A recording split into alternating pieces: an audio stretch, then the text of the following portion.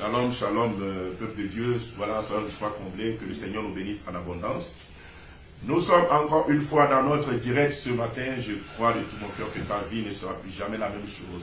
Parce que voilà, le Seigneur est encore une fois à l'œuvre, voilà, pour te visiter, pour manifester sa force et pour t'équiper, afin que voilà, tu sois vainqueur dans toutes tes prières, dans tous tes combats, batailles, dans toutes, voilà, les difficultés, les soucis de la vie, vraiment, que le Seigneur te visite.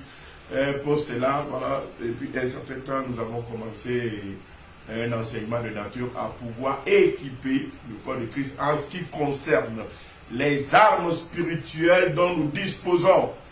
Nous avions parlé des armes conventionnelles du chrétien, nous n'oublions pas, les armes liées aux éléments, et le troisième degré d'armes qui sont les armes de la lumière.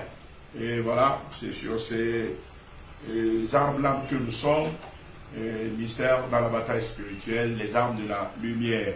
Donc, nous sommes en train de voir les types d'armes que nous disposons dans les royaumes des cieux et que nous pourrons utiliser. Vraiment, c'est des armes grandeur de nature.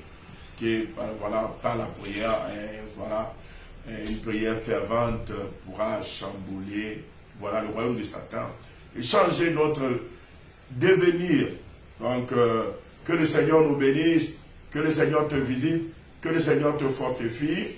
Et toi qui es en train de suivre Bossa TV, qui fait les 21 jours de jeûne, voilà, que le Seigneur rentre là-dedans et que le Seigneur soit ta force, qu'il soit ta victoire, au nom puissant de notre Seigneur Jésus. Donc, voilà le thème de notre matin ce matin. Je voulais parler encore d'un autre arme. Et cette fois-ci, je vais parler du bâton souverain ou encore le sceptre de fer. Le bâton souverain ou encore le sceptre de fer. Que le Seigneur bénisse sa parole. Dans les armes de la lumière dont nous disposons, dans la bataille spirituelle, bien sûr, alléluia, nous disposons du sceptre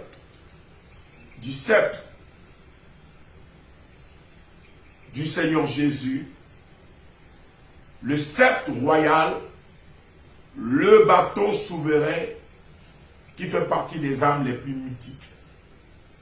Alléluia. Je vais parler encore de 2-3 armes et puis voilà, nous allons clôturer avec ces mystères-là des armes de la bataille spirituelle. Donc, je vais parler aujourd'hui du sceptre royal ou du sceptre souverain. Que le Seigneur bénisse sa parole, nous allons prier. Dieu de gloire, Papa, nous bénissons ton Seigneur. Que ton nom soit élevé, que ton nom soit magnifié, que ton nom soit glorifié. Papa, descends ce matin, prends contrôle afin que ton nom soit glorifié. Nous te disons merci parce que tu manifestes ta force et ta gloire se révèle, Seigneur. Au nom puissant de notre Seigneur Jésus, nous avons prié. Amen. Quand nous parlons du sceptre, qu'est-ce que c'est que le sceptre? Le sceptre, selon le dictionnaire, est un bâton ornemental ressemblant à une masse d'armes tenue par le monarque qui est l'un des symboles du pouvoir et de la royauté. Le sceptre est parfois la représentation de la puissance et de l'autorité suprême que Dieu confère au chef. Donc, le sceptre, comme nous sommes en train de le dire, fait partie des ornements que les rois disposent, ou bien dont ils disposent, dans l'exercice de son autorité, de son pouvoir royal. Et le sceptre, détenu par les monarques et les rois physiques, est avant tout un instrument spirituel qui a une portée côté spirituel.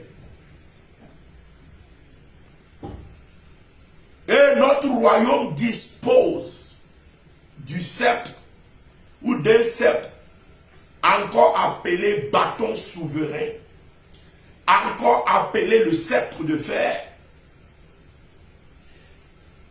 que le Seigneur dispose en notre faveur, dont nous pourrons faire usage dans la bataille spirituelle.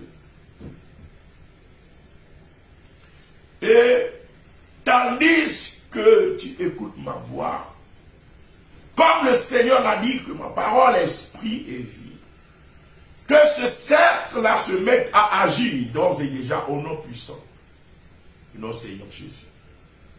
Je ne t'écoute pas me dire Amen.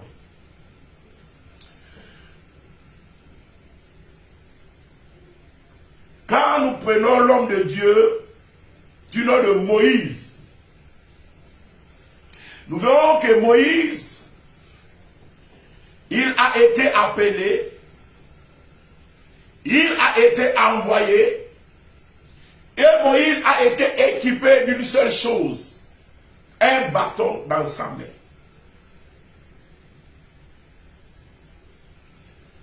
Quand Dieu a envoyé Moïse pour la délivrance, quand Dieu a envoyé Moïse pour manifester sa force en Égypte,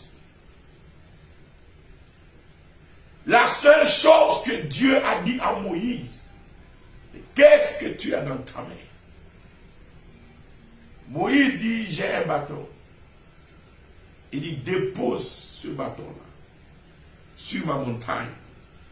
Dépose-le devant moi. Je vais transformer le bâton là pour toi.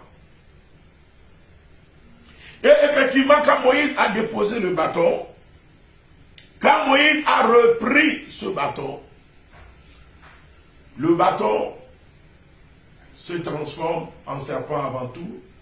Et le bâton, par le bâton là, Moïse pouvait accomplir tellement de signes, tellement de miracles.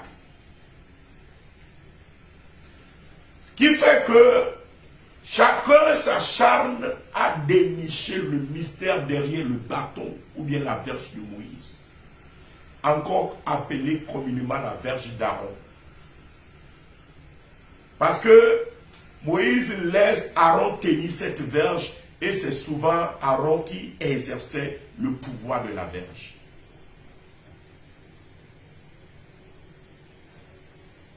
Qu'est-ce qui se cache derrière ce bâton-là?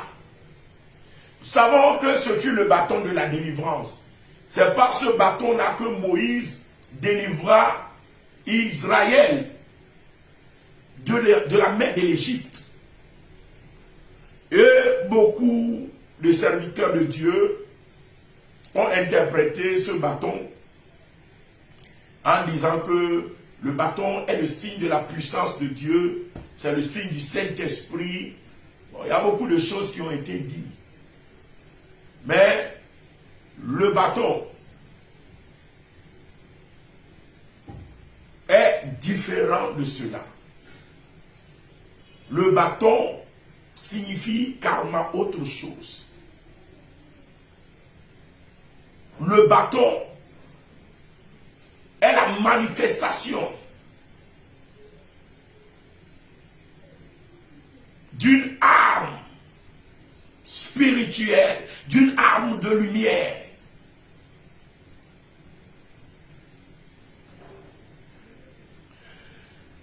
Quand nous lisons dans la parole de Dieu,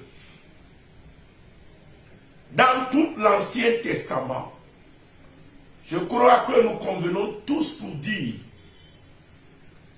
qu'il n'y a pas photo de Moïse.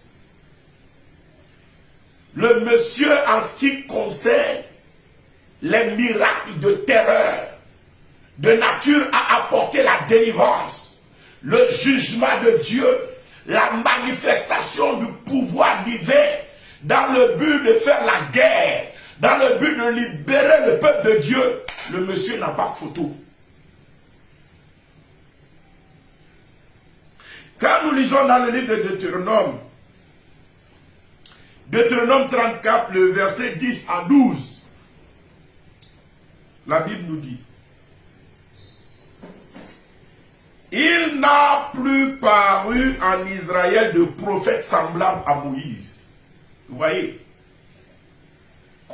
La Bible dit, il n'a plus paru en Israël de prophète semblable à Moïse que l'Éternel connaissait face à face. C'est-à-dire le monsieur n'a pas photo. Nul ne peut lui être comparé. Voyez les adjectifs, voyez les qualificatifs, voyez les comparaisons qui se font. Dit, nul ne peut lui être comparé pour tous les signes et les miracles que Dieu l'envoya faire au pays d'Égypte contre Pharaon. Alléluia. Nul ne peut lui être comparable pour les signes et les miracles que Dieu l'envoya faire au pays d'Égypte contre Pharaon, contre ses serviteurs et contre tout son pays. Et pour tous les prodiges de terreur, que quelqu'un dit prodige de terreur. Oh my God. Que le Seigneur opère des prodiges de terreur en ta faveur pour secouer le camp de tes ennemis, pour secouer le camp des démons, et que tout pouvoir maléfique qui se lève contre toi soit épouvanté par des prodiges de terreur au nom de Jésus-Christ de Nazareth. Les prodiges de terreur sont de nature à mettre la terreur, la crainte, à mettre, alléluia, le tremblement dans le camp de l'ennemi. Et c'est des genres de prodiges que le Seigneur a utilisé, Moïse a fait. Et ces prodiges sont de nature à apporter, à amener la délivrance. C'est de nature à apporter, à amener la crainte dans le camp de l'ennemi. Au point où, à ta présence, ou bien aux seules mentions de ton nom, l'ennemi commence par trembler. À cause de ce que ton Dieu est capable de faire, à cause de comment il peut combattre pour toi, à cause de comment il peut te délivrer, à cause de comment il se manifeste pour toi. Que le Seigneur me fasse encore une fois. Je prie, je demande des miracles. Je prie, je demande des prodiges. Quel type de prodiges? Des prodiges de terreur, des prodiges qui amènent la délivrance, des prodiges qui font trembler l'ennemi, des prodiges qui apportent la délivrance. La Bible dit pas de prodiges de terreur. Il y a prodige dans prodige.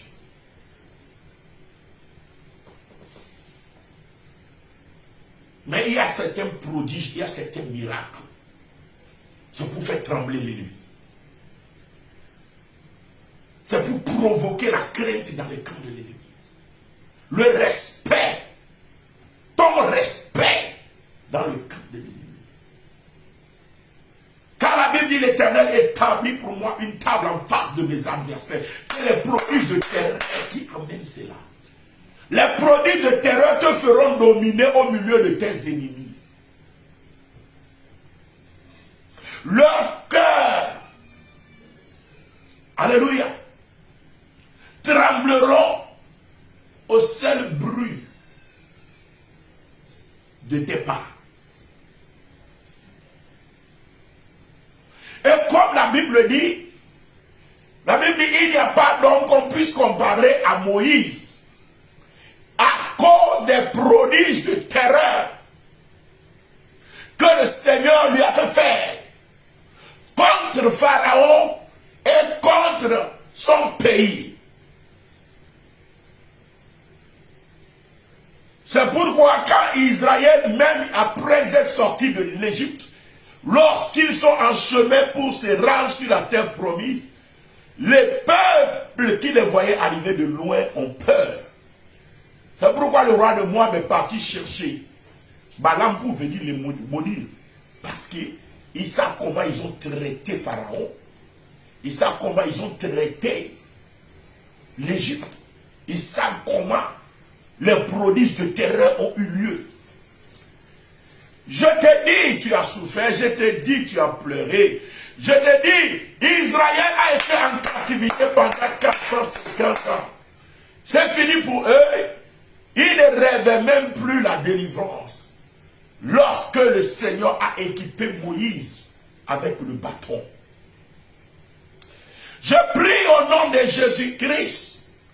Tandis que tu penses que c'est fini, tandis que tu penses que c'est plié, tandis que tu penses que c'est ta fin, tandis que tu ne sais plus à quel sens se vouer, tandis que tu dis voilà c'est fini pour moi, laisse-moi te dire, laisse-moi prier pour toi, que l'Éternel étende son bâton souverain au nom de Jésus-Christ, et comme il l'a fait à un peuple qui pense que c'est fini pour lui parce que voilà il ploie sous le joug de Pharaon, je déclare au nom de Jésus que par les mêmes bâtons souverains, l'Éternel produit des prodiges de terreur et qu'au nom de Jésus, ton Pharaon tombe ce matin. Donc voilà comme je suis en train de le dire. Pharaon, le grand roi, terrible, craint. Il n'y a pas de mots, il n'y a pas d'adjectif. Pas de prodiges de terreur. Oh my God. A Dieu convient le peuple au fin fond de la nuit.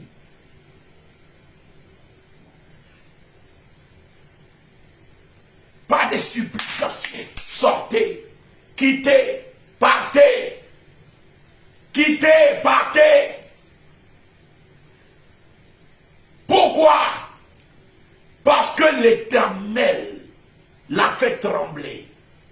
Parce que l'Éternel a rendu pusillanime son cœur.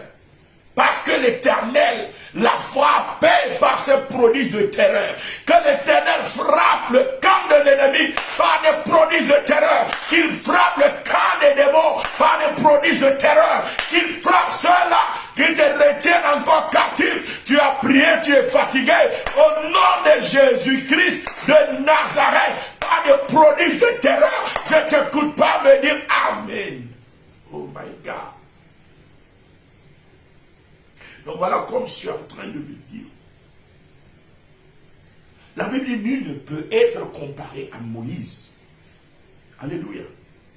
Donc la Bible reconnaît la particularité, la puissance et l'efficacité du ministère rendu par le patriarche Moïse. Alléluia. Il dit, nul ne peut lui être comparé pour tous les signes et les miracles que Dieu l'envoya faire au pays d'Égypte contre Pharaon, contre ses serviteurs et contre tout son pays. Et pour tous les prodiges de terreur que Moïse accomplit à main forte sous les yeux de tout Israël. Nul ne peut lui être comparé. Alléluia. C'est pour montrer le degré de hauteur dans l'exécution des signes de terreur, dans l'exécution des armes de puissance de lumière dont Moïse disposait. Et qu'est-ce qui faisait le secret de ce Moïse? Qu'est-ce qui faisait sa force? Qu'est-ce qui lui fait faire tous ces prodiges de terreur-là? Tu connaîtras la vérité t'affranchira. Parce que tu comprends. Toi aussi tu as part. La Bible nous dit dans Exode 4, le verset 17. La source de tous ces prodiges de terreur, la source de tous ces miracles que Moïse accomplissait, la Bible nous montre la source dans Exode 4, le verset 17. Nous lisons dans Exode 4, le verset 17. Là, la Bible nous dit, prends dans ta main cette verge. Là, c'est Dieu qui lui parle. Prends dans ta main cette verge avec laquelle tu feras les signes. Oh Lord Jesus. Oh, have mercy, God. Comme la Bible nous le dit ici, il dit, Dieu dit à Moïse, prends dans ta main cette verge avec laquelle tu feras les signes. En d'autres termes, les prodiges de terreur, les miracles que Moïse accomplissait avaient pour source la verge là. La verge. Que quelqu'un dit la verge. Ou encore le bateau. De quoi s'agit-il? De quoi est-il question cette verge? Comme je l'avais dit, beaucoup l'interprètent comme étant le Saint-Esprit.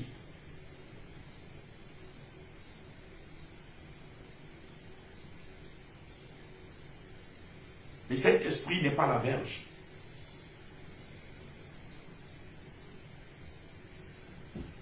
Le Saint-Esprit, il est Dieu. Mais ce n'est pas lui la verge. La verge est tout autre et est différente du Saint-Esprit. Et la verge, c'est tout simplement le sceptre souverain de Dieu. C'est la puissance royale, le sceptre que Dieu tient dans la main, que notre Seigneur Jésus tient dans la main. C'est ça qui est incarné dans la verge de Moïse. Dans le royaume des cieux, le Saint-Esprit est la karma à part. La verge aussi est la karma à part.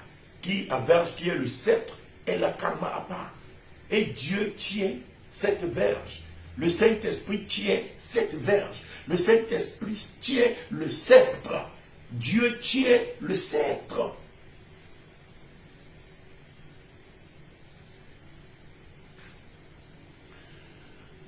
Si nous voulons comprendre la réalité de cette verge, nous le voyons dans la parole de Dieu. Dans la parole de Dieu. La Bible elle-même a donné un nom à la verge là. Savons que la verge a été utilisée, voilà, pour opérer tous les prodiges de terreur, afin de pouvoir faire sortir le peuple de Dieu de la captivité en Égypte. Et c'est ainsi qu'ils sont rentrés dans le désert qui devait les conduire vers la terre promise. Dans ce désert-là, ils avaient soif. Et Dieu a dit à Moïse, prends la verge et va, frappe la montagne, afin que l'eau sorte et que le peuple boive. Moïse a frappé la montagne avec la verge. L'eau est sortie et ils ont bu. Mais nous allons voir l'interprétation prophétique donnée à la verge lorsque l'eau était sortie. L'interprétation prophétique la ouvre les yeux et enlève le voile sur la réalité de la nature de la verge que Moïse tenait dans sa main. C'était à Abir, à Matana. C'est là où le miracle a saisi ça. Nous allons lire dans le livre de Nombres, On va lire dans Nombre 21, Nombre 21, le verset 16 à 18. Nous lisons la parole de Dieu. La parole de Dieu déclare. De là, ils allèrent à Bir. C'est ce Bir où l'Éternel dit à Moïse, rassemble le peuple et je leur donnerai de l'eau. Alors Israël chanta ce cantique.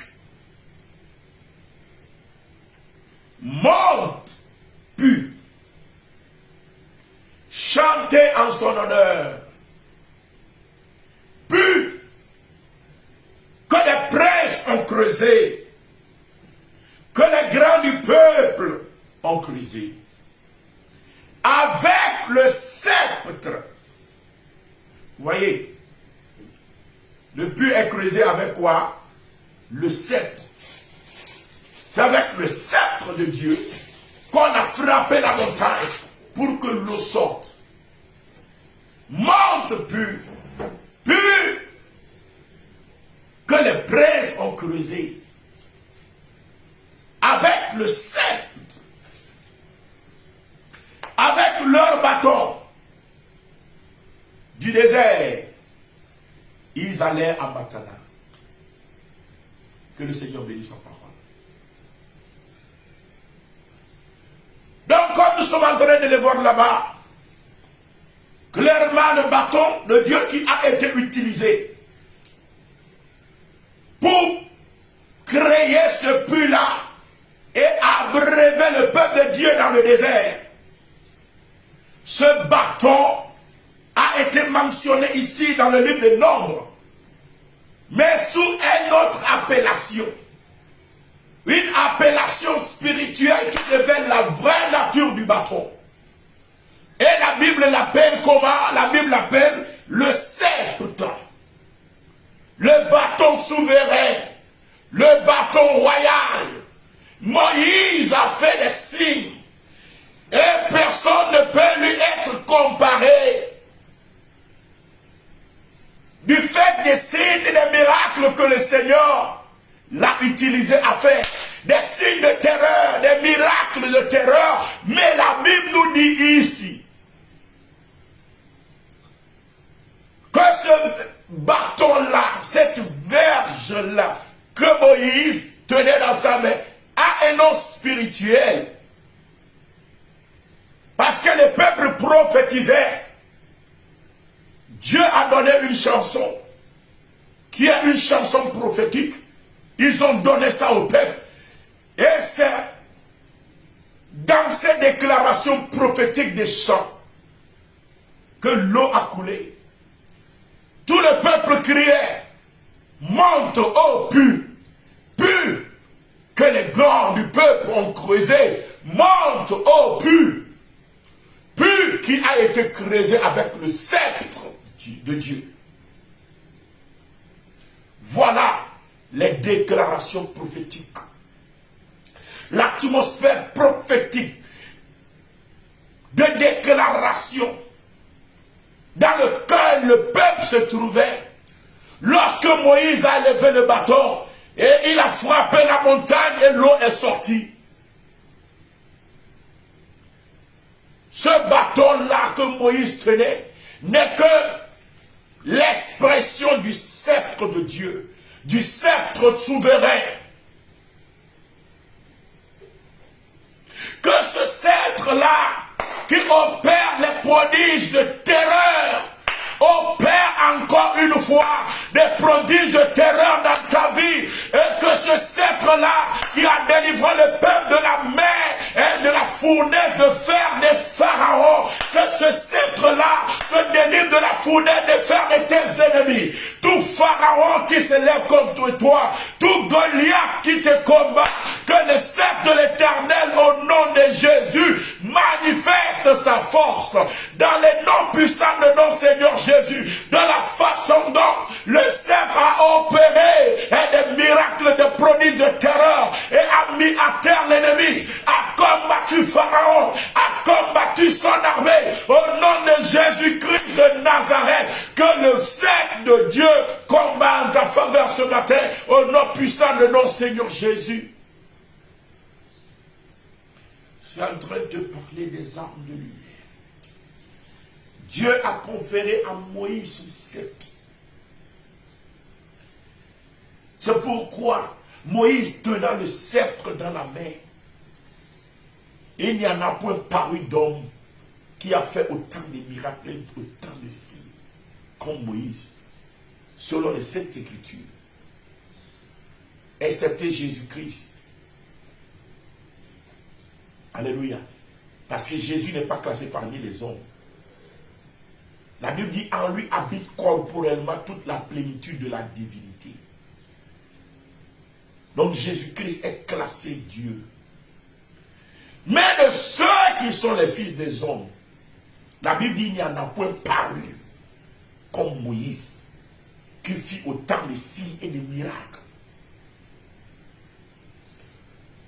Et la cause de tous ces signes et miracles-là, de délivrance, de terreur, de combat, pour briser l'ennemi, pour renverser l'ennemi, pour détruire l'ennemi, c'est le sceptre de Dieu. Que le sceptre là se mette à agir en ta faveur. Je déclare le sceptre là en action dans ta vie. Au nom puissant de notre Seigneur Jésus, je ne t'écoute pas dire Amen pour cela.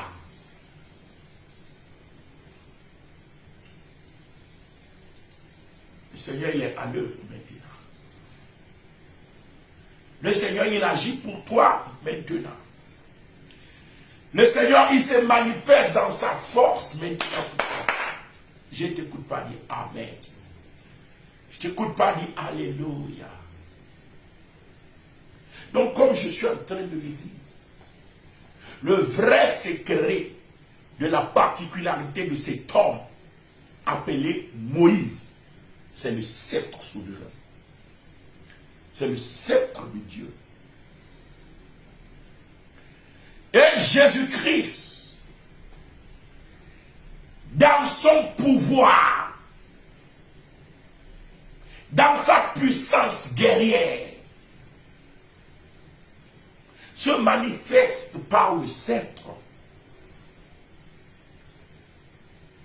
Jésus-Christ, dans son pouvoir et dans sa puissance guerrière, se manifeste par le sceptre.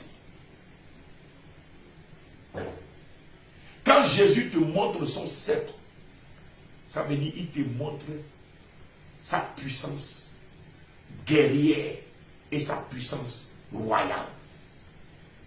Voilà. C'est parce qu'il t'a une fois ouvert les yeux pour que tu le vois. Que le sceptre là opère en ta faveur au nom de Jésus. Que le sceptre là brise les flancs de Moab dans ta vie au nom de Jésus. Que le sceptre là brise les montagnes de l'ennemi, qu'il brise les armées de l'ennemi, qu'il brise cavaliers, cheval, chevaux au nom de Jésus.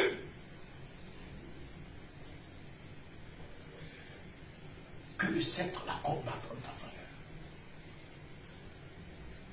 Il y a un homme mythique dans la Bible. Du fait même que Dieu, il a demandé à son peuple de se rappeler toujours des paroles que ce monsieur-là avait dit. Je veux parler de Balaam, un faux prophète d'un degré spirituel exceptionnellement élevé.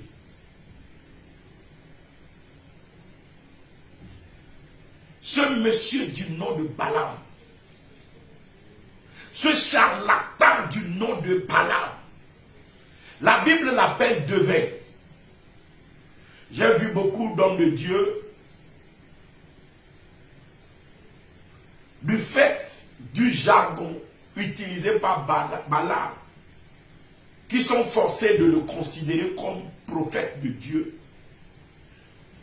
Mais la Bible appelle clairement Balaam, la Bible l'appelle clairement devin.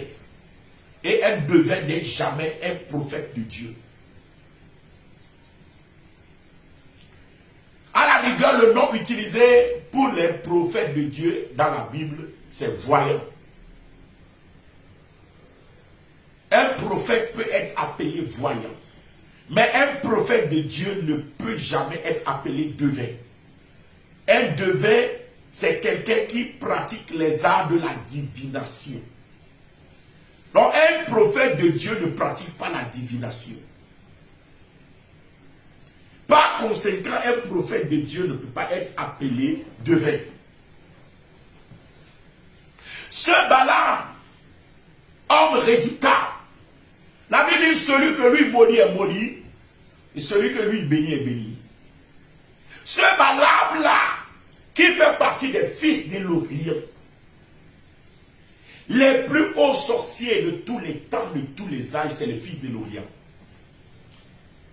Et Balaam est déclaré chef des sorciers d'entre les fils de l'Orient.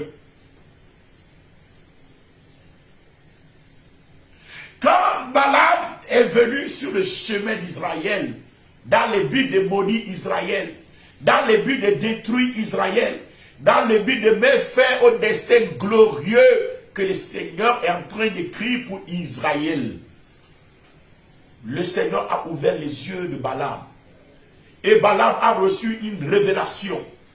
Et du moment où Balaam a reçu la révélation là, la vie de Balaam fut détruite. Qu'est-ce que Balaam a vu? Nous allons lire dans le livre de Nombre 24. Nous allons lire dans Nombre 24, le verset 17 au verset 19. Nous lisons la parole du Seigneur. Nombre 24, verset 17 à 19. Parole du Seigneur. Je le vois. Mais non maintenant. Voilà le faux prophète, le faux prophète ou le devin qui est en train de prophétiser. Je le vois. Mais non maintenant. Je le contemple. Mais non de près. Il vient de loin. Vous voyez. Il est en train de voir qui? Il est en train de voir Jésus-Christ. Balaam a prophétisé sur notre Seigneur Jésus. Lui, en son temps, au temps de Moïse, lui voyait déjà Jésus. Balaam, le grand sorcier. Il y a sorcier dans sorcier. Et la Bible nous dit ici, nous allons relire sa prophétie. Je le vois, mais non maintenant. Je le contemple, mais non de près. Un astre sort de Jacob. Un sceptre. Balaam a vu quoi? Il a vu le sceptre souverain.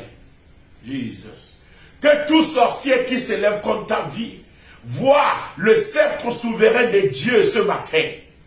Que tout charlatan, que tout devin qui te combat voit le sceptre souverain à l'œuvre dans ta vie. Au nom de Jésus. Il dit, je le vois. Mais non de près. Un astre sort de Jacob. Un sceptre s'élève d'Israël. Il perce les flancs de Moab. Vous voyez, le sceptre la Seigneur a fait la guerre. Et il a commencé par percer les flancs de Moab. Alléluia. Et ceux qui ont fait les arts martiaux, ils comprennent que le flanc est une partie vitale de l'homme. Quand on te tape sur le flanc, c'est fini pour toi.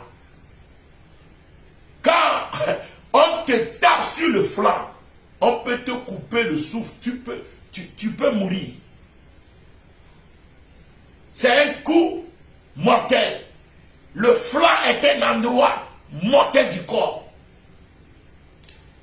Et la Bible dit,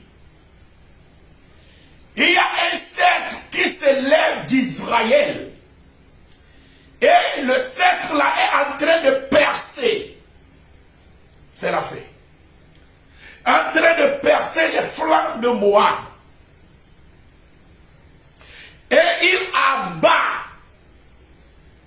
tous les enfants de Seth. Donc, comme pour ne pas suffire, il dit, il les abat.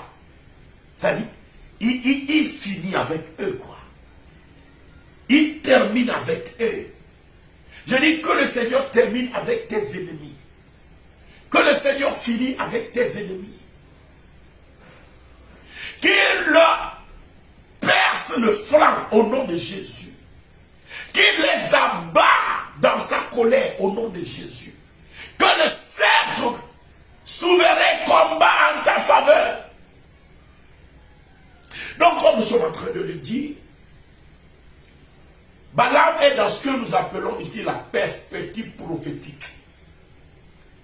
Donc, il est dans la dimension du prophète. Il voit et il peut voir la portée de la bataille qui vient contre eux. Donc, il dit, il voit un astre sorti de Jacob, un sceptre sorti d'Israël. Et le sceptre là est en train de percer les flancs de Moab, est en train d'abattre les fils de Seth. En d'autres termes, dans la perspective, il voit comment le sceptre de Dieu fait la guerre à l'ennemi. Le sceptre est un instrument de guerre. Le sceptre est un instrument de bataille. C'est pourquoi Dieu l'a remis à Moïse lorsque Moïse est parti en Égypte. Et je vous assure, le grand pharaon a fléchi. Tes pharaons fléchissent. Tes Goliaths fléchissent.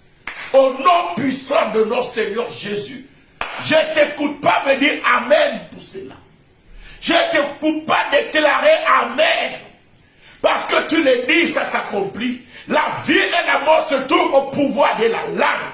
Parce que tu le confesses, ça s'accomplit pour toi. Je ne t'écoute pas dire Amen. Donc clairement, dans la dimension de la bataille prophétique,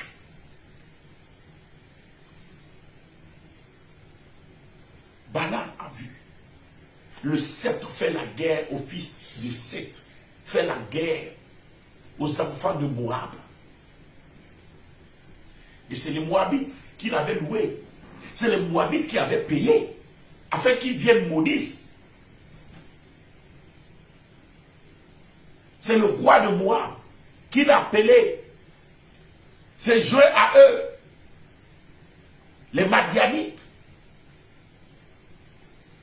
Afin de maudire Israël.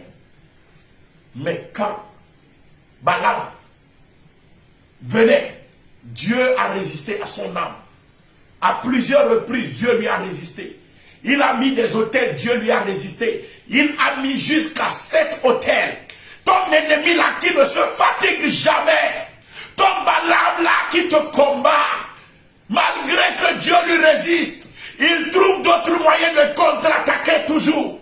Au nom de Jésus, que le sceptre souverain de l'Éternel rentre dans la bataille au nom de Jésus. À un moment, quand Balaam continuait, il a vu le sceptre sortir. Que le sceptre sorte à nouveau. Que le sceptre sorte en ta faveur. Que le sceptre bat et abat tes ennemis au nom de Jésus. Je ne t'écoute pas dire Amen. J'ai vu à plusieurs reprises le Seigneur utiliser ce sceptre-là. Je ne parle pas comme un lecteur de la Bible. Mais je parle comme quelqu'un qui a expérimenté la parole. Que le sceptre de l'Éternel combatte en ta faveur ce matin au nom puissant de notre Seigneur Jésus. Vous savez, la lecture de la parole ne te donne pas la révélation de certaines choses. Mais l'expérience de la parole t'amène à d'autres dimensions. Que le Seigneur te donne à expérimenter l'œuvre du sceptre au nom de Jésus-Christ de Nazareth. Et que ce sceptre-là combatte tes ennemis au nom puissant de notre Seigneur Jésus. Donc voilà, Balaam a vu ce sceptre-là combattre. Et je vous dis, je termine la lecture. La Bible dit, il abat tous les enfants de Seth. Verset 18. Il sera maître des dons. Il sera maître des dons.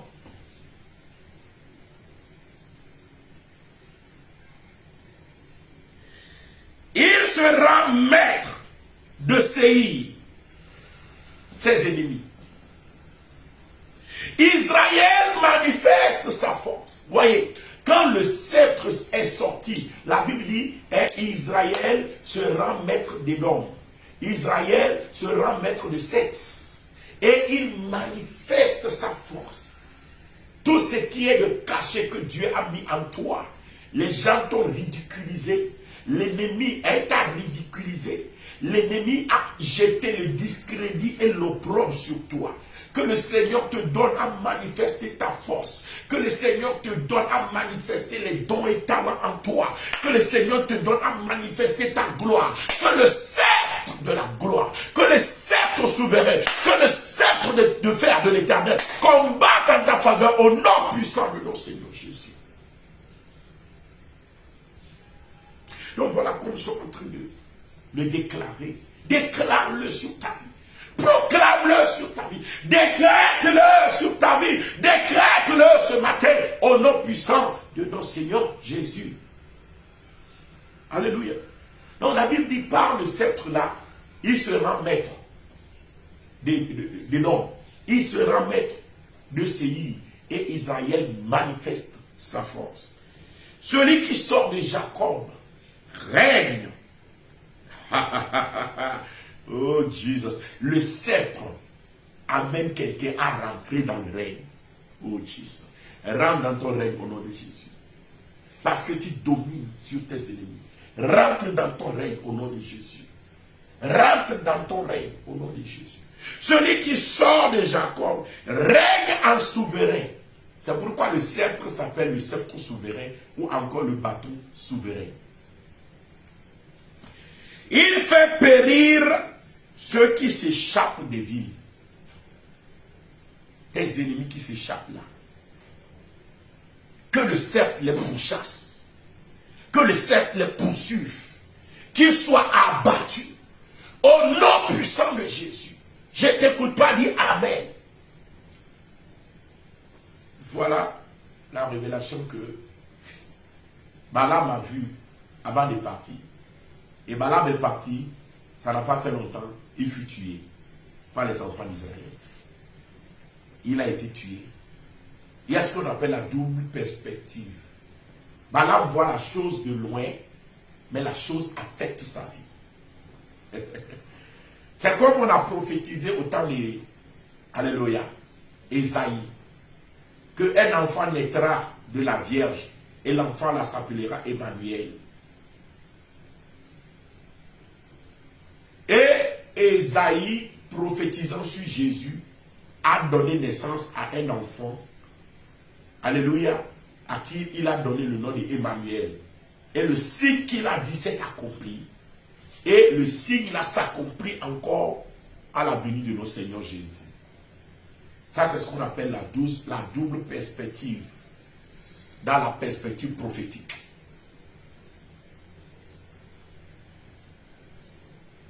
Balaam se trouve dans cette double perspective. Je suis en train de parler ici dans la peau du prophète. Pour t'expliquer les perspectives prophétiques. Alléluia. Et comme je suis en train de le déclarer, que Que le sceptre souverain combat en ta faveur. Que le sceptre souverain combat en ta faveur. Que le sceptre souverain combat en ta faveur. Et il parlait de qui? De Jésus-Christ. Jésus-Christ, il est à qui? Il est à nous. C'est notre chef, c'est notre roi, c'est notre grand frère, c'est notre, voilà, il est tout pour nous. Tant que tu as ce Jésus-là, il faut que maintenant ce sceptre-là se manifeste. Balaam a vu notre temps. Balaam a vu comment le sceptre-là devait combattre et faire la guerre à notre temps. Et il prophétisait au sujet de notre Seigneur Jésus. Nous sommes maintenant dans le temps de l'exécution de l'œuvre de la mission du sceptre. C'est pourquoi le sceptre doit se manifester dans tes batailles, dans tes guerres, dans tes combats, au nom de Jésus-Christ de Nazareth. Qu'il brise la tête du serpent, qu'il brise la tête du crocodile. Tout esprit qui règne, tout esprit qui a une autorité royale, que le sceptre le renverse. Que le sceptre souverain mette fin à son règne. Au nom de Jésus, domine maintenant au milieu de tes ennemis. Domine maintenant sur le royaume de tes ennemis. Au nom de Jésus-Christ de Nazareth, sur le royaume des sorciers. Domine maintenant sur le royaume des démons, des idoles. Domine maintenant par le sceptre souverain au nom de Jésus-Christ de Nazareth. Vous voyez? Le sceptre souverain. Les fils de Corée, ils ont aussi reçu la révélation sur notre Seigneur Jésus. Et dans leur révélation qu'ils ont reçue, ils l'ont reçu au sujet de la puissance guerrière de Jésus. Et en parlant, ils ont clairement parlé de ce sceptre-là que le Seigneur leur a révélé. Même David a reçu la révélation sur la puissance guerrière de Jésus. Et en parlant, David aussi a parlé de ce sceptre-là. Je t'assure que la puissance guerrière de Jésus qui combat pour toi, c'est une puissance qui se manifeste par le sceptre. Comme Balaam l'a vu, que le sceptre la combat pour toi. Que le sceptre la brise les flancs de tes ennemis ce matin. Au nom de Jésus-Christ de Nazareth. Seigneur de gloire, je prie pour un de tes enfants. Manifeste ta force. Donne-nous à dominer au milieu de nos ennemis. Élève ton sceptre, Seigneur, encore une fois ce matin. Élève le bâton souverain. Et que tout Balaam qui tergiverse, que tout Balaam téméraire, que tout Balaam qui n'abdique pas, mais qui continue pas poursuivre nos vies, au nom de Jésus-Christ de Nazareth, voie la manifestation du sceptre souverain, du bâton royal, au nom puissant de Jésus, et que ce sceptre-là brise les flancs de Moab, qu'il brise les flancs de nos ennemis, qu'il brise les royaumes sataniques et maléfiques, qu'il brise au nom de Jésus-Christ de Nazareth tout démon et toute puissance maléfique qui s'élève contre nos vies, que les esprits aquatiques, que les esprits qui règnent, que les esprits détenant une autorité royale soient brisés par le sceptre au nom de Jésus-Christ de Nazareth. Seigneur de gloire, je déclare des prodiges, des terreurs qui s'accomplissent au nom de Jésus. Toute personne, tout esprit qui nous combat, qui s'élève contre ton fils, qui t'élève contre ta fille, au nom de Jésus-Christ de Nazareth, je déclare, je décrète, je confesse, je proclame au nom de Jésus-Christ de Nazareth que le sceptre souverain là, au nom de Jésus, manifeste la puissance du royaume et que des prodiges de terreur au nom de Jésus-Christ épouvantent l'animal des roseaux, ceux-là qui aiment la guerre et la bataille et qui se lèvent contre nous, que les sceptres souverains les épouvantent, qu'ils épouvantent l'ennemi, qu'ils épouvantent l'ennemi, qu'ils épouvantent les sorciers, qu'ils épouvantent les démons ce matin au nom de Jésus, par des miracles et des prodiges de terreur. Je déclare la délivrance, Seigneur, de ton peuple, de ton fils, Seigneur, de ta fille. Je déclare sa délivrance au nom de Jésus-Christ de Nazareth. À partir d'aujourd'hui, par des prodiges de terreur, je déclare que tu es libre. Je déclare que tu es sorti de ton Égypte. Je te vois en train d'aller sur ta terre promise. Je te vois même la mer, même les eaux se font devant toi à cause du sceptre. Je vois le Seigneur agir dans toute sa puissance. Il enlève les obstacles de ton chemin par la manifestation du sceptre. Reçois la touche là où tu es et que le sceptre de l'Éternel combatte en ta faveur. Reçois la touche là où tu es. Au nom de Jésus. Par ce sceptre, il s'est révélé aux enfants d'Israël. Il a dit, je suis Jéhovah Rapha, le Seigneur qui vous guérit. Il a dit à Moïse, mets ta main dans ton sein, refais-le sortir. En ce temps, la maladie la plus redoutable, qui te fait chasser du camp, tu vas mener toute ta vie loin de ta famille, de tes biens, de ta maison, dans le désert, c'est la lèpre.